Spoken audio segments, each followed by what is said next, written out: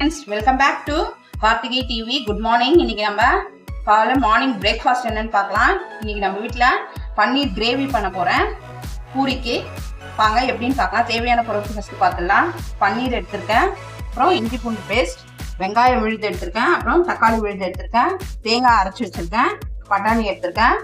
மசாலா போட்டு நம்ம ஃபஸ்ட்டு எப்படி பண்ணணும்னு பார்த்துக்கலாம்.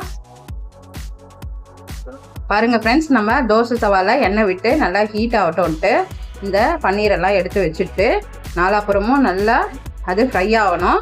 திருப்பி விட்டு நல்லா எண்ணெய் ஊற்றி ஃப்ரை பண்ணிவிடுங்க.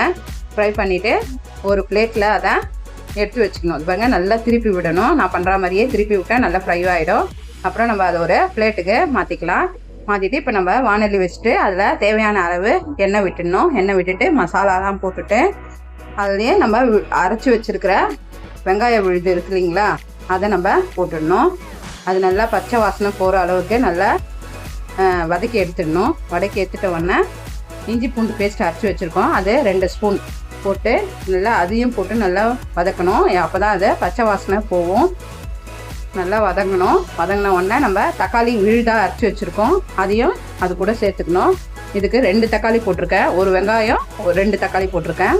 அதையும் நல்லா ஃப்ரை பண்ணி எடுத்துகிட்டு இது கரம் மசாலா ஸ்பூன் 1 ஸ்பூனு, அப்புறம் காஷ்மீரி சில்லி பவுடர் 1 ஸ்பூன், உப்பு தேவையான அளவு எல்லாம் போட்டு நல்லா மிக்ஸ் பண்ணிவிட்டு அந்த பச்சை வாசனை ஃபுல்லாகவே போகணும் கிரேவியில். பாருங்கள், எண்ணெய் நல்லா மேலுக்கு வருது. இப்போ நம்ம அரைச்சி வச்சுக்கிற தேங்காவை அதில் ஊற்றி நல்லா மிக்ஸ் பண்ணிடணும்.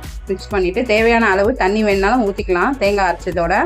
இப்போ பட்டாணி வேக வச்சு வச்சுருக்கேன், அந்த பட்டாணியை அதில் போட்டு நல்லா மிக்ஸ் பண்ணி எடுத்துகிட்டு லாஸ்ட்டாக தான் நம்ம ஃப்ரை பண்ணி வச்சுக்கிற பன்னீரை போடணும்.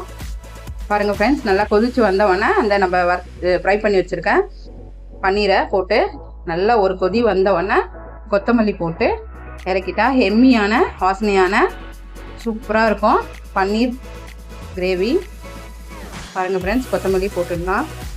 போட்டுட்டு இதுக்கு பூரியை நான் ரெடி பண்ணி வச்சுருக்கேன், அது கூட நம்ம இதை சேர்த்து சாப்பிட்லாம்.